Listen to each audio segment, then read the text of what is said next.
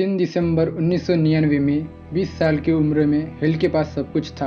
उनके पास $200 मिलियन की एक मार्केटिंग कंपनी थी। एक दिन की बात है जब हेल एल्ड्रॉड अपना इवनिंग का सेमिनार एंड करके घर लौट रहे थे।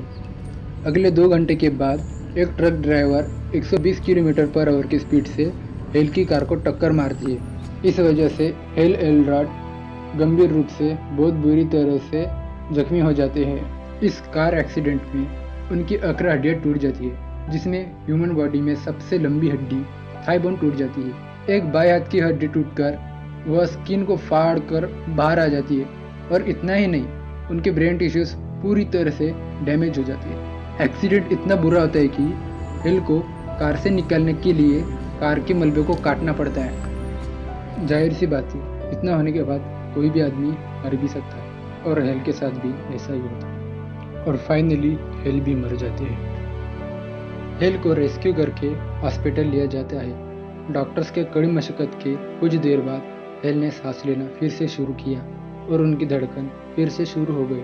हेल एल्ड्रॉड का फिर से जिंदा होना ये किसी मिरेकल से कम नहीं। यह बात ऐसी है जैसे हेल एल्ड्रॉड का फिर से पुनर्जन्म हुआ हो।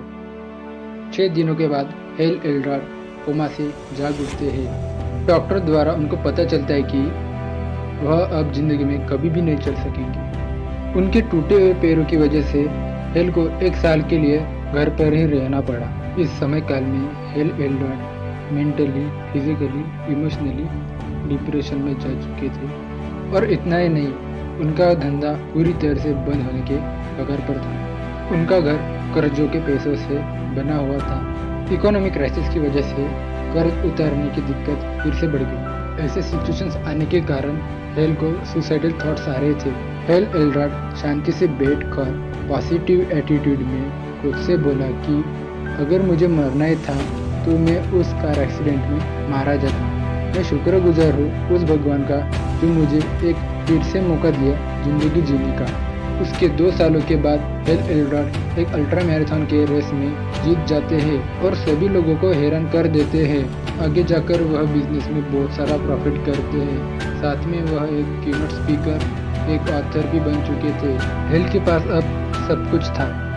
अब सवाल यह उठते हैं कि इतने सारे दिक्कत होने के बाद हेल इतने सक्सेसफुल होकर कैसे वह लोगों की जिंदगी संवार कर उन्हें भी मदद कर रहे थे।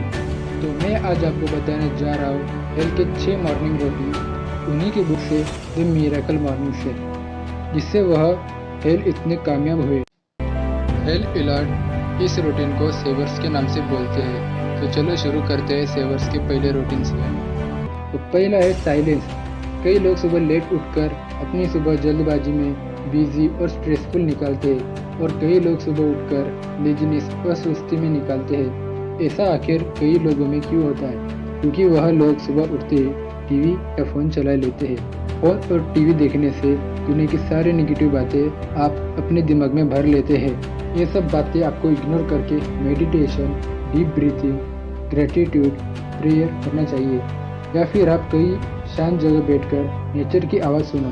ऐसा मैं भी करता हूँ। सेकंड हैबिट मेरा मनपसंद हैबिट है और वह अफर्मेशन है। अफर्मेशन है एक ऐसा हैबिट है जिससे कोई भी आदमी अपनी ज़िंदगी में कुछ भी पा सकता है। यह हैबिट कई सक्सेसफुल लोग जैसे will Smith, Jim Carrey, Cristiano Ronaldo और बहुत सारे लोग करते हैं। अफर्मेशन लगातार 21 दिन सुनने से नया बिलीफ सिस्टम बन जाता है। तब आपका माइंडसेट नेक्स्ट लेवल पर होगा।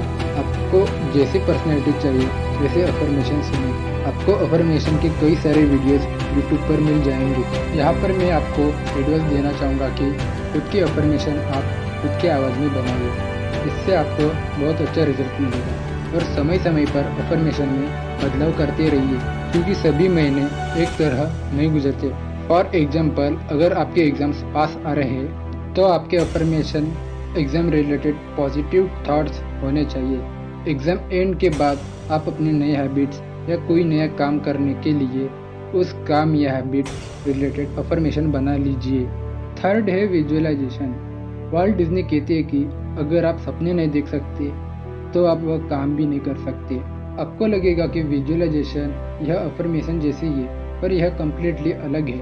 विजुअलाइजेशन करने से पहले आप खुद को ब्रीथिंग के माध्यम से कंफर्टेबल फील कराइए और आपको सच में क्या चाहिए ये विजुअलाइज करो।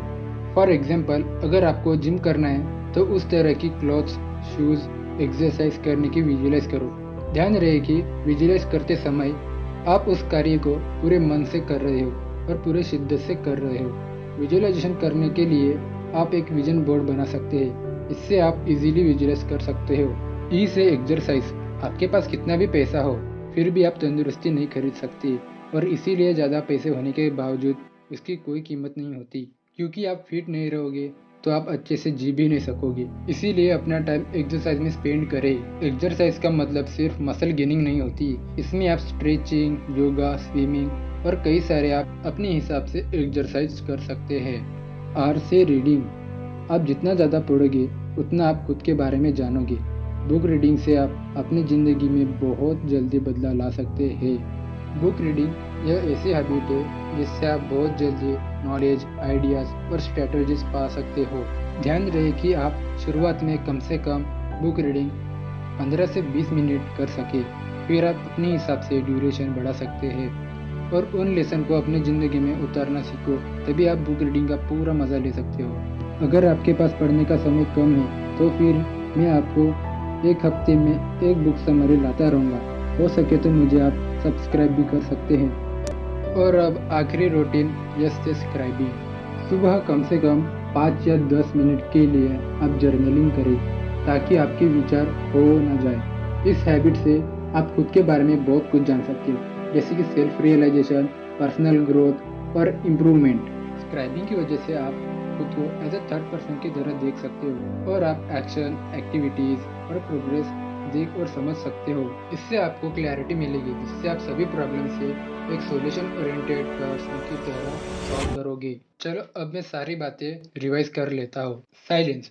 सुबह उठने के बाद दुनिया के शोर शराबे से दूर होकर कम से कम 5 मिनट के लिए साइलेंस मेंटेन करें। इसमें आप मेडिटेशन या प्रेयर कर सकते हैं।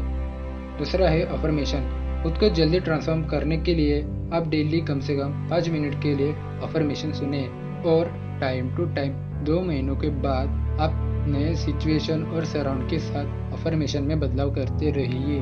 विजुअलाइजेशन करने से पहले डीप ब्रीथिंग के माध्यम से खुद को कंफर्टेबल फील करवाइए और आपको जैसा बनना है वैसे पूरी शिद्दत और डिसिप्लिन से कम 5 मिनट के लिए विजुअलाइज करें। रीडिंग। सुबह केवल 20 मिनट के लिए अच्छी बुक्स पढ़ें, अपनी ज़िंदगी को सबसे पहले बदलने के लिए। बुक्स का पूर्ण इस्तेमाल करने के लिए आप जरूर एक्शन लेते रहिए। एक्सरसाइज। ज़िंदगी अच्छे से गुजारने के लिए आपको हेल्दी रहना बहुत ज़रूरी है, इसीलिए आप डेली कम से कम 20 मिनट के लिए हर सुबह एक्सरसाइज करें। स्क्राइबिंग। 5 मिनट के लिए आज हर सुबह जर्नलिंग करें ताकि आपका कोई आइडिया, थॉट्स आपसे खो ना जाए। एंड तक देखने के लिए बहुत बहुत शुक्रिया। मैं आपको मिलता हूँ अगली वीडियो में।